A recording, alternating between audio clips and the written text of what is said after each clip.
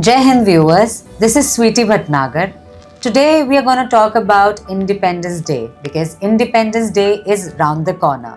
So today we are going to invite a very known and very close to us, Mr. Pawan Agarwal, CEO and founder of Defense and Security Alert magazine and CEO of Group of Prabhat Prakashan. Jai Hind, sir. Jai Hind. Thank you for coming and being the part of the discussion. Thank you, sweetie.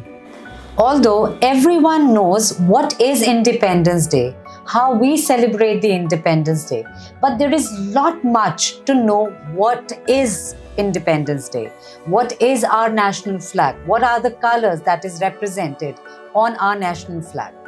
We have our very known Mr. Pawan Agarwal sir to tell us much more about this day in details, in depth. Thank you for joining us, sir. Thank you, sweetie. Sir, I would like to know your journey, and our viewers would like to know your journey. What is DSA? How did you invented DSA? We know what is Defense and Security Alert, but you would be the better one as you are the founder and the CEO.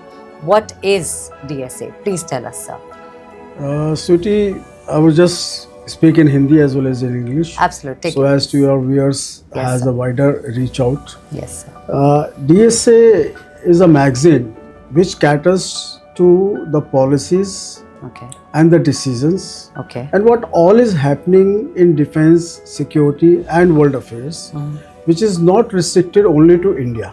Okay. We cover globally.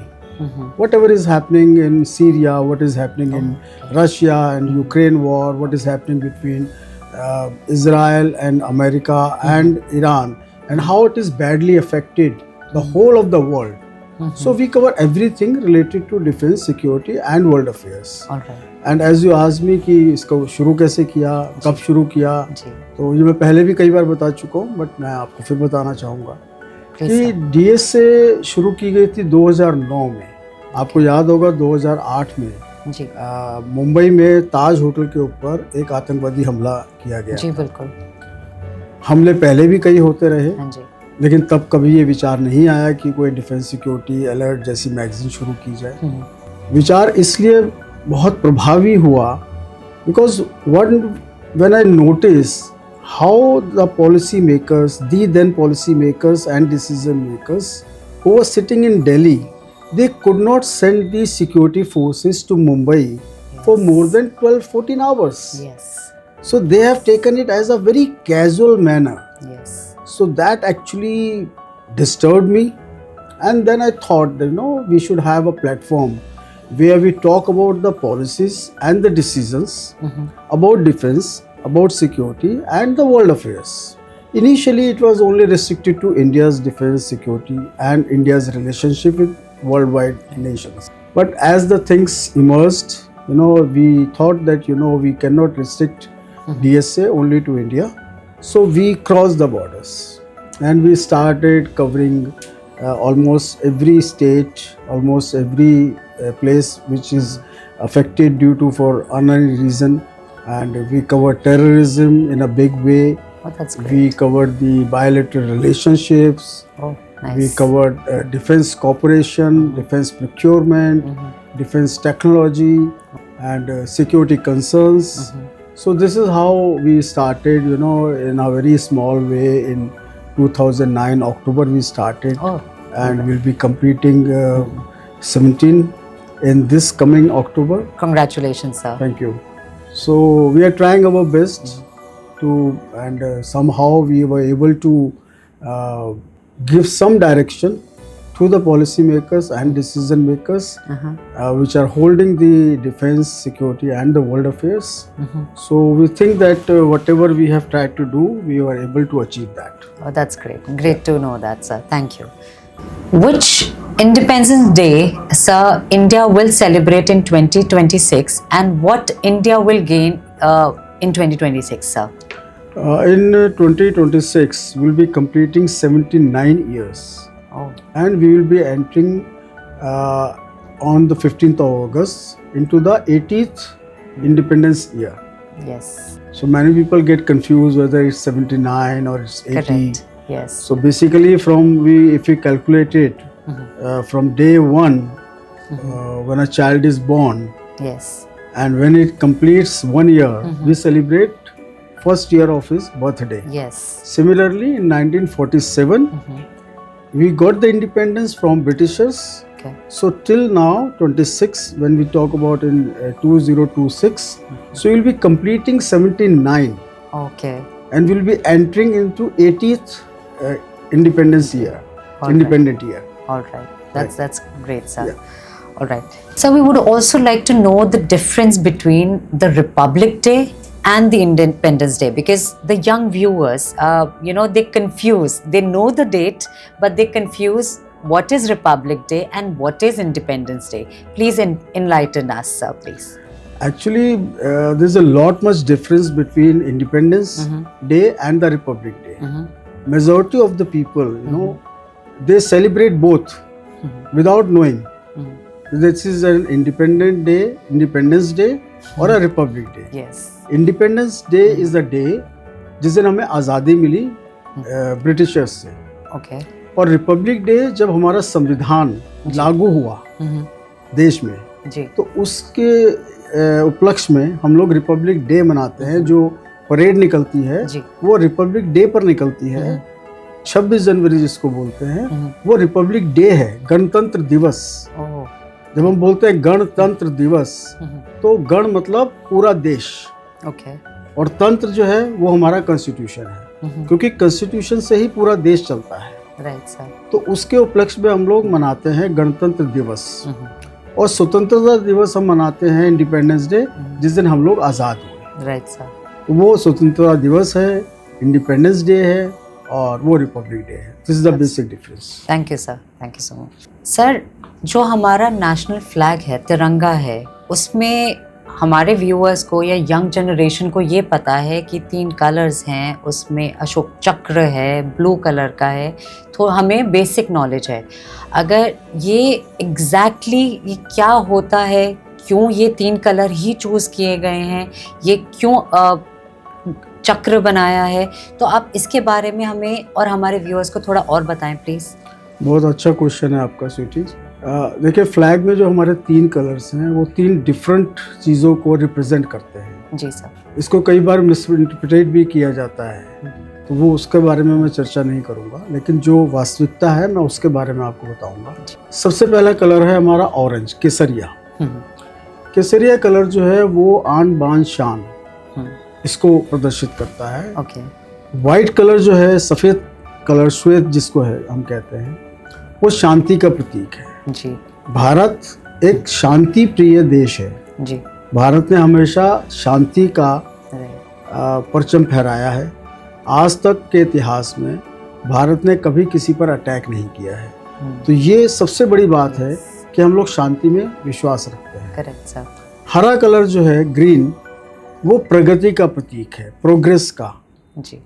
तो हमें निरंतर प्रगति करनी है, हमें निरंतर progress करनी है और हर क्षेत्र में करनी है. Correct sir. तो ये 3 कलर 3 चीज़ों को रिप्रेजेंट करता है जो हमारे देश के लिए बहुत आवश्यक है. ठीक है सर. ठीक है. अब आपने पूछा कि इसमें जो चक्र होता है, देखिए इस चक्र में, इसको हम अशोक चक्र कहते हैं. पूर्व में इसको धर्म चक्र भी बोलते थे. और ये अशोक चक्र जो है, ये अशोका जो हमारे यहाँ रहे, राजा अशोक, ये उनके काल से हमने इसमें लिया है. ओके. और इसमें 24 स्पोक्स हैं. हाँ जी. जो पूरे देश के गणतंत्र को प्रदर्शित करता है. और ये झंडे के, हमारे फ्लैग के सेंटर में होता है हमेशा. जी जी. तो सब मिलाकर के तीनों कलर्स जो हैं वो अलग अलग चीज़ों को रिप्रेजेंट करते हैं. और यहाँ यह भी बताना चाहूँगा कि इसकी भी व्यवस्था है कि कौन सा कलर ऊपर होगा और कौन सा कलर नीचे होगा. अब किसी ने मान लीजिए कि फ्लैग बनाया, लेकिन गलती से उसने सिलाई गलत कर दी और हरा कलर ऊपर कर दिया, वाइट तो सेंटर में रहता है, वो हमेशा सेंटर में ही आएगा, और ऑरेंज को नीचे कर दिया, तो वो भारत का ध्वज नहीं है.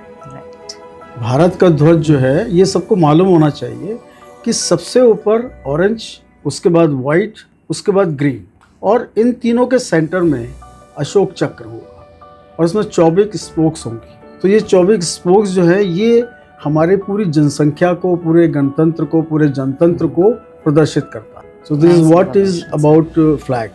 Right sir. सर, एक और इसी कॉन्टेक्स्ट में, इसी क्वेश्चन में मुझे पूछना था कि हम अपना तिरंगा, अपना नेशनल फ्लैग रात को क्यों नहीं होस्ट करते? बिकॉज जैसे मैं इंडिया में बड़ी हुई हूँ, मैंने देखा है बस हमारा नेशनल फ्लैग हमेशा दिन में होस्ट होता है, रात में नहीं होता है. ऐसा क्यों सर? देखिए, अब काफ़ी सारे नियम पिछले कुछ वर्षों में बदले हैं. जी. अब झंडा कहाँ फहराया जा रहा है इस पर डिपेंड करता है जी. कि झंडा उतारा जाएगा जी. या नहीं उतारा जाएगा. जी.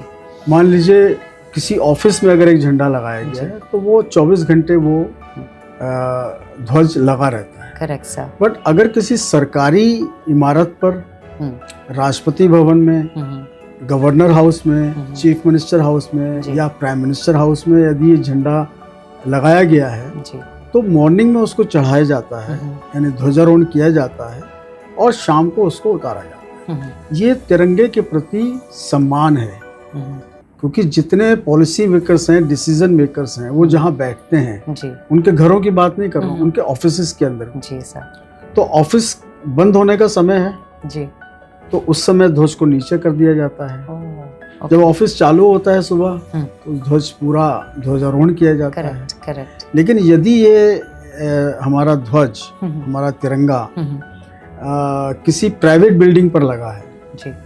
तो वो लगा है सिंबॉलिक रूप में. Correct sir.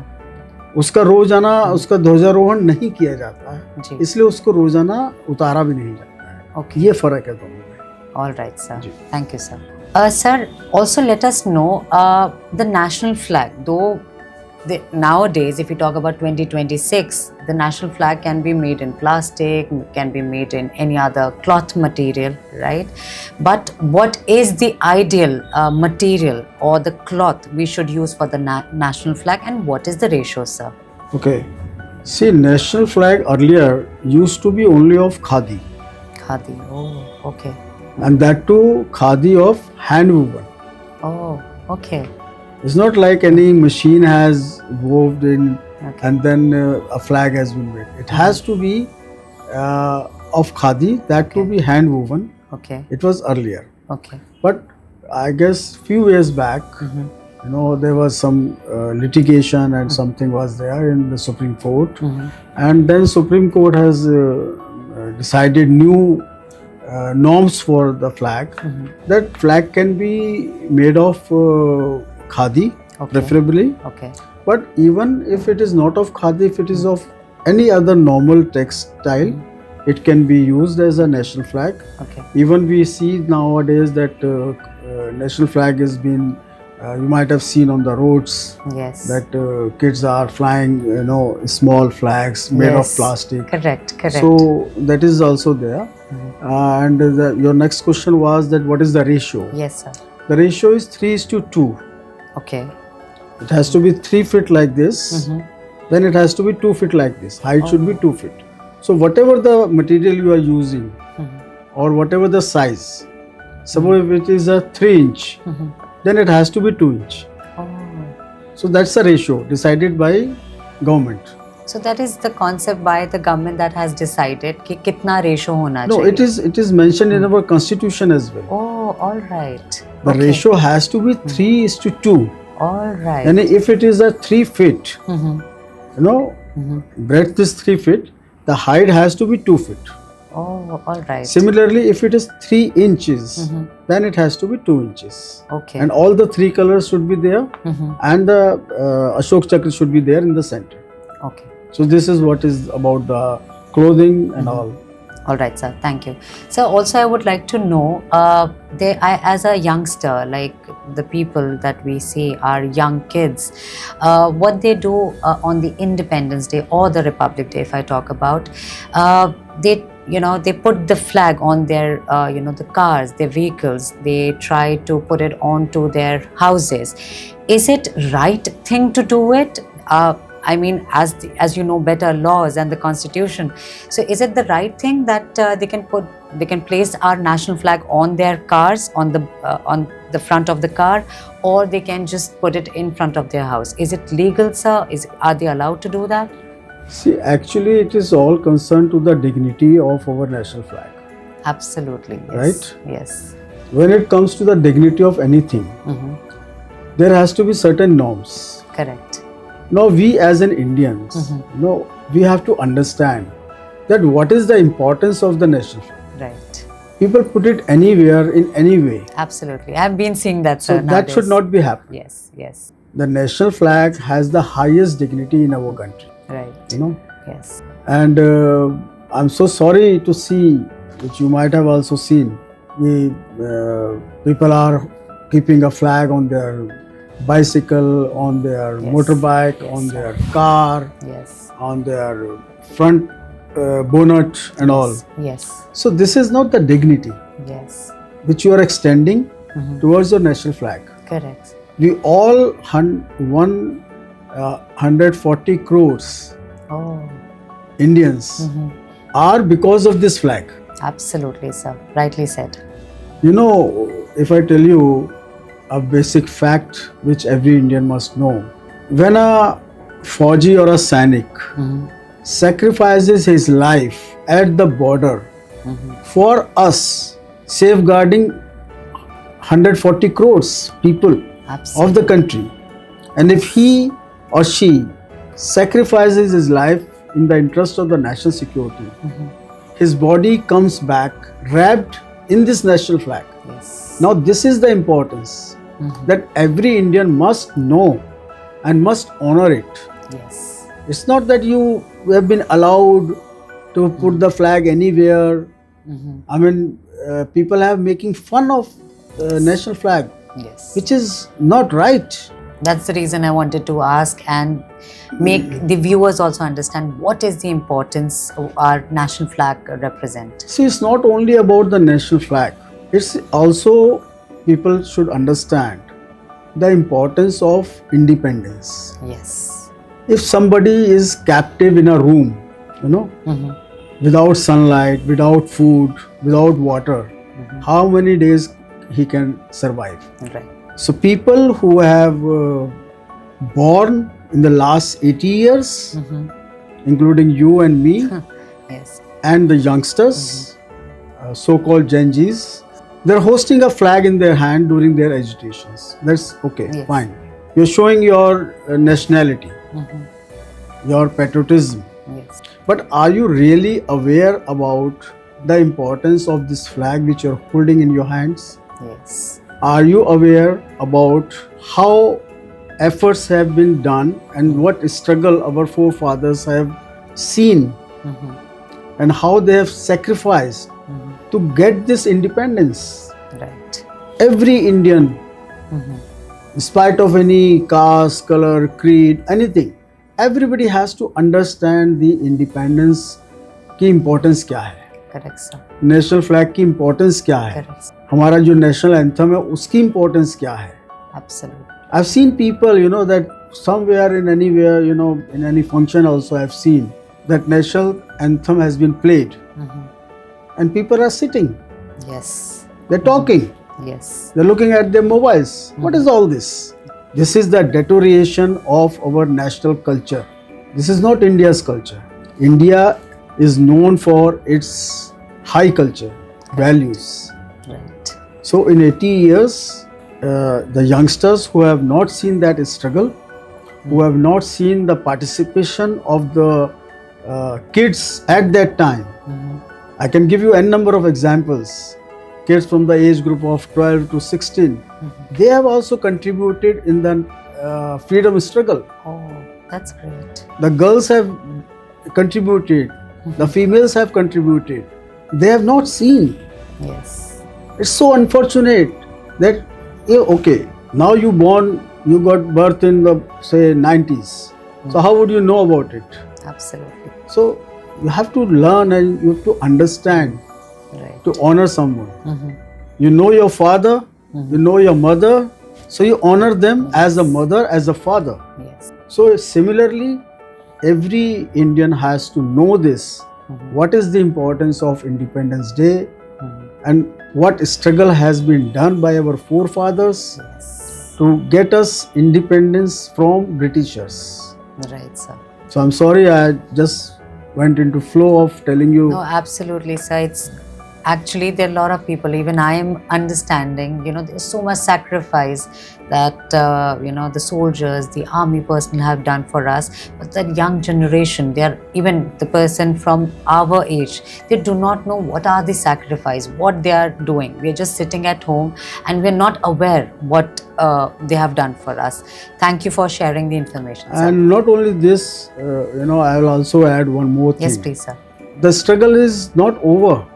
Yes. We got the independence from Britishers, but still our army personnel, our air force personnel, our naval personnel, our police, our security personnel, Yes. our intelligence agencies, they are working 24/7. Yes. For whom? For us. For us. Yes. They are at the borders. Yes. They don't get leaves. They don't get all those facilities which we are enjoying Right. at a -50 No. Celsius Oh. in Siachen, in Kargil, in Dras, in 50+ degree temperature in Rajasthan borders. Oh. So we are sitting in air conditioning. Yes. We are having all amenities, everything. Right. Rightly said, sir. They are away from their families. Yes. For what? Only for this independence. Yes. That 140 crore people of this country should feel that independence. They are not doing their own job. Right. They have taken a choice to go to the borders, leaving their families behind for this independence, Correct. for this national flag.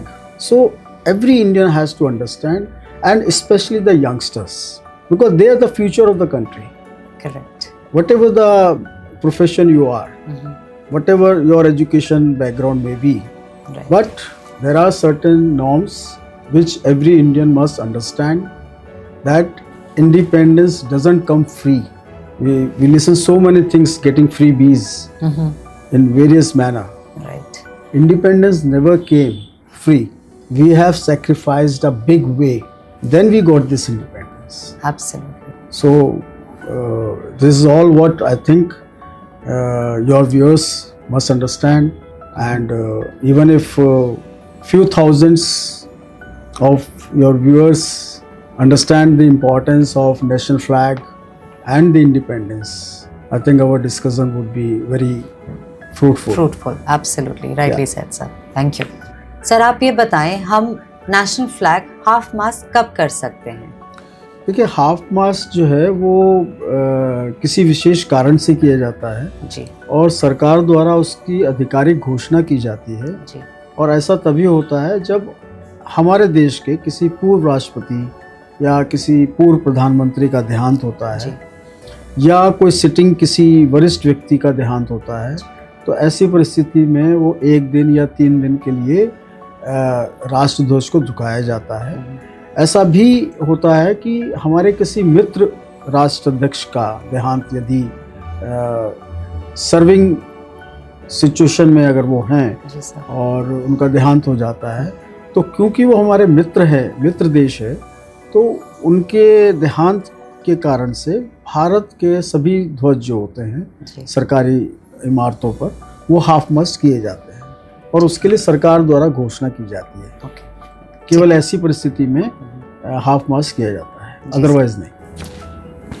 Sir, what is our national anthem? ये किसने लिखा है और इसका क्या duration है? आप please बताएं हमें। देखिए, जो हमारा नेशनल एंथम है, जन गण मन अधिनायक जय है, इसकी रचना की थी जो हमारे पहले नोबेल प्राइज विनर थे रविंद्रनाथ टैगोर जी ने। उन्होंने विश्व भारती विश्वविद्यालय की भी स्थापना की थी कलकत्ता में, उन्होंने इसकी रचना की थी। और सबसे पहले जो इसका गायन किया गया था वो लगभग, अगर मैं सही याद है मुझे, तो 27 दिसंबर 1911 को भारतीय नेशनल कांग्रेस जो उस समय थी, उसका एक अधिवेशन हुआ था कलकत्ता में, वहाँ ये सबसे पहले गाया गया, जिसे आज हम लोग गाते हैं राष्ट्रगान के रूप में। वो सबसे पहले 27 दिसंबर 1911 को इंडियन नेशनल कांग्रेस के अधिवेशन में कलकत्ता में गाया गया था। और इसकी ड्यूरेशन वैसे 52 सेकेंड्स है, 1 मिनट से भी कम है, और पूरा अगर गाया जाए तो 52 सेकेंड है। लेकिन कभी कभी ऐसा भी देखा गया है कि हमारा जो जनगण मन अधिनायक जय है, जो हमारा राष्ट्रगान है, उसका पहली पंक्तियाँ और अंतिम पंक्तियाँ वो भी गाई जाती हैं। ओके। और उसकी ड्यूरेशन है लगभग 20 सेकंड। तो 52 सेकंड का जो समय है वो इतना कम है जी। कि यदि उस पर भी हम थोड़े से डिसिप्लिन हो जाएं कि अगर राष्ट्रगान गाया जा रहा है या कहीं गाया जा रहा है तो हमें एक अलर्ट पोजीशन में खड़ा ही होना है, और केवल 52 सेकंड। तो इसमें मुझे नहीं लगता कि किसी भी आम भारतीय को कोई दिक्कत आ सकती है। Correct sir, absolutely. क्योंकि मैंने तो देखा है लोगों को कि पार्क में अगर कोई ग्रुप मान लीजिए वॉकिंग के लिए आते हैं, एक्सरसाइज के लिए आते हैं, तो वहाँ मैंने स्वयं को देखा है। मैं अपना ही उदाहरण दे सकता हूँ। तो वो लोग अपने सारे एक्टिविटीज़ के बाद अंत में एक बार राष्ट्रगान जरूर करते हैं। ओके। तो जब मैं पहली बार उस पार्क में गया तो अचानक राष्ट्रगान उन्होंने गाना शुरू कर दिया। तो मैं तो तेज़ तेज़ वॉक कर रहा था, मैं एकदम खड़ा हो गया, क्योंकि मुझे आदत है कि अगर राष्ट्रगान बज रहा है या गाया जा रहा है तो 52 सेकंड के लिए तो खड़ा होना है। तो मैं खड़ा हो गया। तो मैंने देखा जो कुछ लोग और घूम रहे थे पार्क में, वो लोग भी खड़े हो गए। Wow wow. तो it was such a gesture कि उन लोगों ने नोटिस भी किया इस चीज़ को कि इस व्यक्ति ने राष्ट्रगान बजने पर ये व्यक्ति खड़ा हुआ है। तो जितने पार्क में, क्योंकि जैसे रेगुलर लोग वॉकिंग करने आते हैं और वो लोग भी आते हैं और राष्ट्रगान रोज वो लोग गाते हैं, तो एक ऐसी परंपरा वहाँ मैंने देखी कि जितने भी लोग वहाँ, महिलाएं, पुरुष, बच्चे, कोई भी वॉक कर रहा है, एक्सरसाइज कर रहा है, तो जब राष्ट्रगान सुनाई देता था ना, शुरू होता था, तो सब लोग स्टैंड अलर्ट हो जाते थे। तो ये सभी लोगों को इसके बारे में मालूम होना चाहिए कि ये हमारा जो जेस्चर है, this is regarding our national anthem, not towards the people who are singing it, correct, but it is towards our national anthem which is our pride. Correct. So we should extend this support, this gesture to this. जी. So this is what I think that everybody should understand. Absolutely sir, rightly said. जी. Thank you. Sir, हमारा national song कौन सा है और किसने लिखा है और उसकी ड्यूरेशन क्या है? थोड़ा आप इसके बारे में भी हमें बताएं। देखिए, जो नेशनल सॉन्ग है वो वंदे मातरम है। जी। ठीक है। और उसको लिखा है श्री बंकिम चंद्र चट्टोपाध्याय ने। कुछ लोग चटर्जी भी बोलते हैं, बंकिम चंद्र चट्टोपाध्याय या बंकिम चंद्र चटर्जी। और यहाँ मज़े की बात मैं एक और बताना चाहता हूँ कि हमारे देश का बंगाल एक ऐसा हिस्सा है कि जहाँ मतलब बहुत ही रिच कल्चर है। जी। कोई भी सांस्कृतिक कार्यक्रम हो, कोई भी कला हो, संस्कार हो, उसमें पश्चिमी बंगाल हमेशा आगे रहा है। करेक्ट। तो आप देखिए कि भारत का जो नेशनल एंथम है, जी, जनगण मन अधिनायक जय है, जी, और जो हमारा नेशनल सॉन्ग है, जी, है ना, इन दोनों के रचयिता पश्चिमी बंगाल से हैं। ओह, नाइस। रविन्द्रनाथ टैगोर जी भी, जी, जी, और बंकिम चंद्र चट्टोपाध्याय जी भी। जी, बिल्कुल। तो समस्त देश को इसके लिए बंगाल का आभारी भी होना चाहिए कि उन्होंने दोनों नेशनल एंथम भी और नेशनल सॉन्ग भी, ये दोनों देश को दिए हैं। जी, बिल्कुल, बिल्कुल। जैसे हम कहते हैं ना कि सचिन तेंदुलकर और गावस्कर जी, दोनों महाराष्ट्र की देन है। करेक्ट। तो पूरे देश को फक्र है उनके ऊपर। तो उसी प्रकार से मुझे लगता है कि आज के समय में जब हम 15 अगस्त के आसपास बात कर रहे हैं, तो समस्त देशवासियों को इस पर भी ध्यान देना चाहिए कि पश्चिमी बंगाल का योगदान जी, भारत की स्वतंत्रता से पहले और स्वतंत्रता के बाद भी कितना ज़्यादा है। करेक्ट। तो आई एम श्योर कि people will understand this thing. Absolutely sir. जी। तो जैसे सबसे पहले इंडियन नेशनल कांग्रेस के अधिवेशन में कलकत्ता में 1911 में सबसे पहले जनगण मन जो हमारा नेशनल एंथम है वो गाया गया। इसी प्रकार से 15 अगस्त 1947 को ऑल इंडिया रेडियो पर सबसे पहले इसका प्रसारण जो है वो पंडित ओंकार नाथ ने किया था। जी। सुबह 6:30 बजे। जी। क्योंकि उसी रात को हमें आज़ादी मिली थी, मध्य रात्रि में, और उसी दिन सुबह 6:30 बजे कुछ घंटों के बाद जी, पंडित ओंकार नाथ ने इसको प्ले किया था ऑल इंडिया रेडियो पर। और तब रेडियो ही एक माध्यम ऐसा हुआ करता था जिससे समाचार मिलते थे या मनोरंजन का कुछ साधन होता था। जी। तो समस्त देश में ऑल इंडिया रेडियो के माध्यम से हमारा जो राष्ट्रीय गान है जी, वो प्रसारित हुआ था। जी। तो यहाँ ये बताना इसलिए ज़रूरी है कि कई लोगों के मन में शंका होगी कि 1911 में अगर किया था तो उसके बाद क्या हुआ, जी इतने समय कैसे लग गया। तो जी। जब देश आज़ाद हो गया तब आधिकारिक रूप से इसकी घोषणा भी हुई जी कि ये हमारा राष्ट्रीय गान है। और 1950 में डॉक्टर राजेंद्र प्रसाद जो हमारे उस समय के राष्ट्रपति थे, उन्होंने इसकी घोषणा की थी 1950 में कि जनगण मन अधिनायक जय के ये हमारा नेशनल एंथम होगा।